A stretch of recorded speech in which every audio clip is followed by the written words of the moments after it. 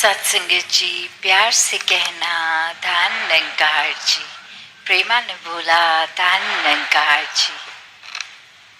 आज 58 निरंकारी संत समागम महाराष्ट्र का और ये शहर पुणे पिंपरी का और सभी हर जगह से आए संत भाव मन में भक्ति का लेके, और चाहे वो सुबह से ही इन मैदानों में बैठे सत्संग का समागम का आनंद ले रहे हैं या अपने घरों में अपने गैजेट से स्क्रीन से जुड़ के, बात यही कि भक्त को तो हर समय इस निराकार की ही ज़रूरत है। इसी के भक्ति में चूर होने की बात,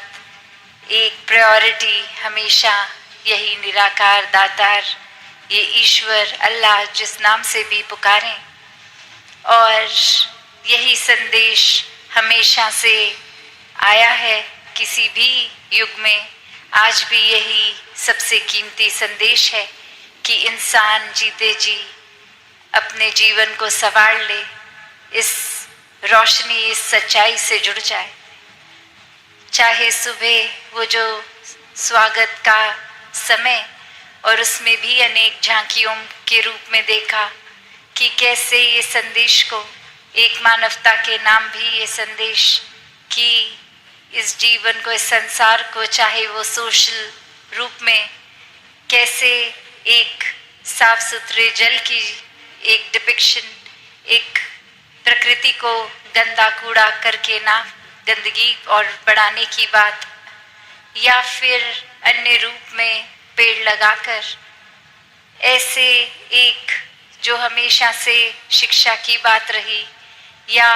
फिर पीड़ित किसी के एक शरीर रूप में इलाज की बात इत्यादि। संतों ने तो हमेशा ऐसा ही चाहा कि ये एक सोशल लेवल पे भी और स्पिरिचुअल लेवल पे भी इंसान का जन्म हुआ है, तो फिर बस ये ग्रोथ हो, ये विस्तार हो। ये विस्तार सिर्फ एक भावनाओं की ही बात का नहीं, ये अंदर से बाहर की यात्रा, जो फिर एक, चाहे हम इस बिंदु को ही देखें कि एक सच्चाई जो अपने जगह पे कायम दायम और कण कण में भी,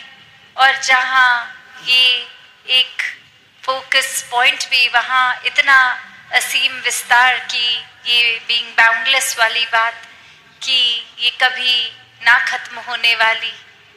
तो ऐसी ही सच्चाई भक्तों के हिस्से आई है। और आज भी ये जो बार बार हम अनाउंसमेंट सुन रहे थे कि जीते जी ये ब्रह्म ज्ञान की दात, इस निराकार को जान लिया जाए तो ही जीवन सफल है। कभी भी संतों ने ये नहीं कहा कि अपनी सामाजिक पारिवारिक जो एक रिस्पॉन्सिबिलिटीज़ हैं, कर्तव्य हैं, उनको ना किया जाए, पर सिर्फ और सिर्फ अकेले होके भक्ति की जाए। नहीं, संतों ने यही समझाया है कि इस समाज, इस संसार का हिस्सा बन के घर परिवार में रहकर ही भक्ति की जाए। फिर वो चाहे कहीं पे भी किसी समय हम हैं, हम सड़क क्रॉस कर रहे हैं, किसी म्यूजियम में हैं, कामकाज में हैं, स्कूल में हैं, ये परमात्मा तो उतना ही हर जगह है। हर समय इसके साथ होते हुए जो भी कार्य कर रहे हैं वो किया जा सकता है। और सबसे पहले इसी को जानना है। इसी को जानकर ये जो बात है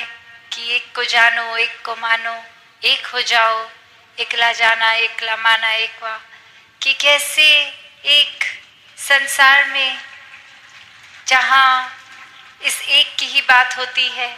कि ये परमात्मा, चाहे अनगिनत नाम इसके, अनगिनत किसी ना किसी क्वालिटी से जोड़ दिया जाता है कि ये एक करुणा दया का सागर है, ये तो प्रेम का स्रोत है। ऐसे ना जाने कितनी ही खूबियों से एक पुकारा जाता है। ये कितने ही एक जितने भी संसार में कण कण में ये है तो वो फॉर्म भी हो गया और यही फॉर्मलेस भी है। तो कैसे हर जगह हर समय उपस्थित यही परमात्मा, यही सच्चाई है जो रात को भी है, सुबह भी है, कभी भी समय के पार वाली बात। और बाकी सच्चाइयाँ तो दुनिया की कभी मौसमों में परिवर्तन आ जाती है, ये गर्मी से सर्दी, ह्यूमिडिटी, रोशनी, दिन रात, अनेकों ऐसी चीज़ें जो जो भी हमारी ये नज़र देख सकती है वो कभी ना कभी एक रूप बदलती है। आज है कल नहीं है, आज इस तरह है कल आकार बदल जाएगा। अभी जैसे टेक्नोलॉजी की भी बात हो रही थी, जो आज से कुछ साल पहले जो गैजेट्स जैसे दिखते थे आज उससे कितने अलग दिखते हैं। पहले अगर साधन कम थे, आज कहीं से कहीं ट्रैवल भी करना है तो अनगिनत रूप में जो पहुंचा जा सकता है। वैसे ही एक इंसान अगर संसार में आया और अपनी मेहनत मकसद करके ये एक रूप धन का भी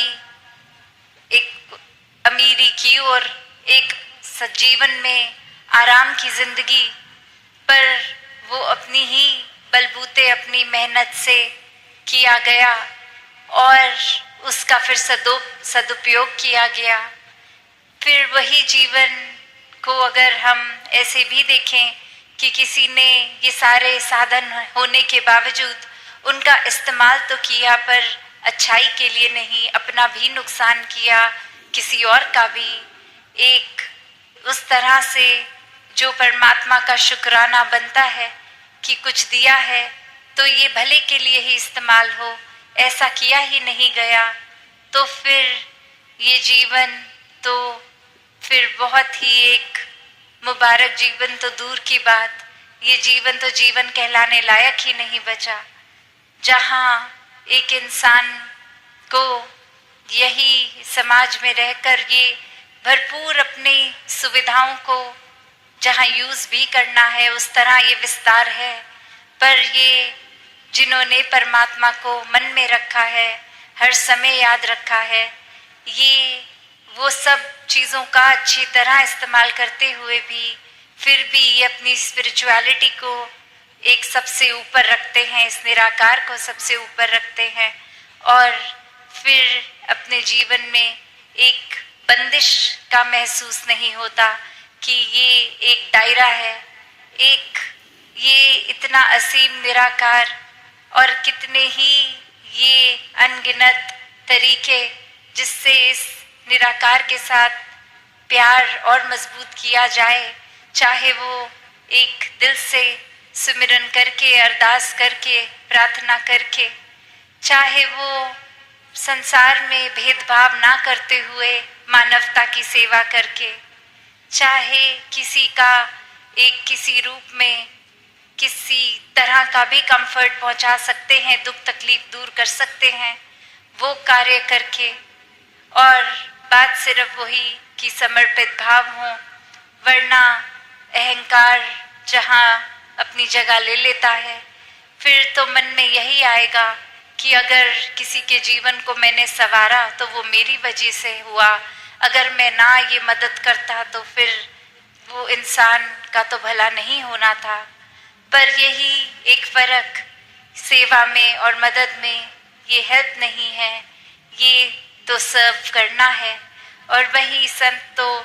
ये अब खुद को गवा कर सेवा करते हैं और ये हम्बल हो के एक विनम्रता के साथ कि ये परमात्मा सेवा करा रहा है, शक्ति बल बख्श रहा है तो ही कुछ हो पा रहा है। और फिर यही मन सत्संग करके भी इस दातार, इस निराकार के साथ वो अपना डीप कनेक्शन और मजबूत कर लेता है। और वहीं अगर सत्संग में भी आके एक ध्यान इधर उधर या फिर सिर्फ इसीलिए आ रहा है कि कोई देख ले हम भी आते हैं सत्संग, या अक्सर छोटी छोटी चीज़ें कि किसी को देखा कि कोई जीवन में उपलब्धि मिल गई है तो एक खुद की ही कैलकुलेशन लगाई कि वो महात्मा तो बहुत रेगुलरली संगत जाते हैं तो हम भी जाएंगे तो हमें भी वो अचीवमेंट मिल जाएगी, या ऐसे कोई भी कारण बना लेते हैं जो एक मूल रूप से एक अपने प्योर रूप से एक भक्ति के दायरे में नहीं, चतुर चालाकियों के दायरे में आता है। और ऐसा करना भी फिर वो सत्संग नहीं है, क्योंकि अगर यही देखें कि ये सत्य का संग है सत्संग, इसमें और कोई भाव की मिलावट आ जाए तो फिर वो सत्संग नहीं रहेगा। तो कैसे अपने जीवन में एक वही बात कि जब ये निराकार पूरा है तो फिर हमारा इस निराकार पे यकीन होना ना होना इस निराकार को पूरे से अधूरा तो बना नहीं देगा। ये तो हर जगह वैसे ही मौजूद रहेगा। एक परमात्मा में विश्वास ना करना, इससे नुकसान तो हमारा ही है। वैसे ही एक कहानी जहाँ एक गुरु और उनके अनेकों शिष्य साथ, और उसमें एक शिष्य एक दिन देखता है कि जब हमारी ये स्थापना हुई थी, ये शुरुआत हुई थी, तो जितने व्यक्ति जुड़े थे अब वो तादाद कम हो गई है, और वो जाके अपने गुरु को बताते हैं कि ये काफ़ी व्यक्ति तो कहीं और जुड़ गए हैं, हमसे टूट गए हैं। और फिर वो गुरु का कुछ रिएक्शन नहीं, किसी तरह से कुछ कहते नहीं हैं, अपनी आनंद में ही वैसे ही भक्ति में लीन। और बार बार ये बोलने पे फिर एक बार समझाते हुए कहते हैं कि जो टूट गए हैं वो तो कहीं जुड़े ही नहीं थे। तो बात वही है कि अगर कोई और वजह से कहीं पे हम जुड़ रहे हैं तो वो एक मन पहले ही अगर सत्संग में नहीं जुड़ रहा, फिर सत्संग पंडाल में बैठना या सत्संग भवन में जाना या ना जाना वो एक ही बात है। और ऐसे ही भाव इस कहानी में भी कि ये आस्था, ये विश्वास अगर है ही नहीं तो एक फिजिकली वहाँ पे होना या फिर वो एब्सेंट होना, वो तो कोई फर्क पड़ता ही नहीं है। और ऐसे ही वो समझाते हैं कि ये कोई गिनती की बात थी ही नहीं, यहाँ तो ये क्वालिटी की बात है, क्वांटिटी की है ही नहीं। और ऐसे ही वो भाव भी आते हैं जहाँ क्वालिटी भी होती है और क्वांटिटी भी होती है। ये संतों के दिल होते हैं जो ये सच्चाई को पहचान कर एक जहाँ उमड़ उमड़ के सत्संग भी आते हैं, वहाँ मन में भी एक बहुत ही प्यारे प्योर भाव होते हैं, साफ, कि बिल्कुल कोई छल कपट नहीं, सिर्फ इस निराकार के प्रति प्यार, तो निराकार की बनाई इस रचना से प्यार। और यहीं ये एकत्व भी कि इस परमात्मा से ब्रह्म ज्ञान रूपी दात के बाद जब प्यार हो गया तो फिर कोई फर्क ही नहीं है, हम स्वयं प्यार बन गए। हर जगह प्यार ही प्यार है, प्यार बांट भी रहे हैं और वो एहसास भी नहीं है कि हम प्यार बांट रहे हैं। जिस तरह एक फूल अपनी महक बस देता ही जाता है, तो वो कोई खास एफर्ट नहीं है फूल का, वो तो उसी का गुण है खुशबू, तो वो बिखर रही है। तो बात यही कि फिर ये एक में खो के परमात्मा से मन हर एक से एक में खो गया, और ये एकत्व की बात यहाँ तो संतों ने हमेशा जैसे समझाया कि जीते जी इस परमात्मा का साथ कर लें। अक्सर ये विषय पे अगर चर्चा होती भी है तो ये दिमाग किसी न किसी और कारण को प्राथमिकता दे देता है कि अभी हम इस वजह से बिजी हैं, तो अभी तो ये परमात्मा को जानने की ज़रूरत नहीं है, अभी आयु छोटी है। तो बात वहीं ये जीवन के अनसर्टनिटी की भी है कि ये श्वास तो पता नहीं कब चले जाएंगे, कोई निर्धारित उम्र ही नहीं है, तो किसी का अगला पल है नहीं, पता नहीं। तो उसी पल में इस परमात्मा को जान लिया जाए। तो ये बात कि ये परमात्मा हर जगह है, और जैसे ही ब्रह्म ज्ञान होता है तो ये उस परमात्मा से इस परमात्मा के दर्शन हो जाते हैं, क्योंकि ये हर जगह आंखों के सामने हर समय, और भक्त तो सोते उठते हर समय, जब आंखें बंद भी हैं, सो रहे हैं, तो भी ये परमात्मा क्या ही भक्ति रूप उस तरह भी, और खाते पीते खेलते कुछ भी करते हुए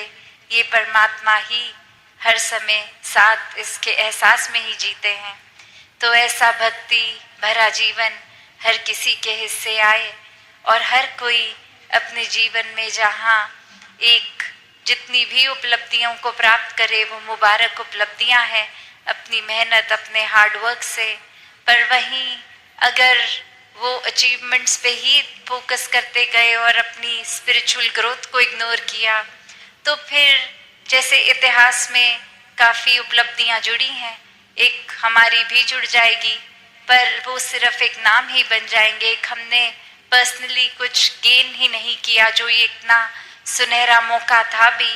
जिसमें एक एक श्वास इस परमात्मा के रंग में रंग सकते थे, वो मौके को एक माया में ही उलझा के एक गवा दिया। तो हर कोई भक्ति में जीवन जिए, इस परमात्मा के दर्शन करके, इसके रंग में रंग कर, एक सेवा सिमरन सत्संग का सहारा लेते हुए ये निराकार को हर समय एक ध्यान में मन में बसाकर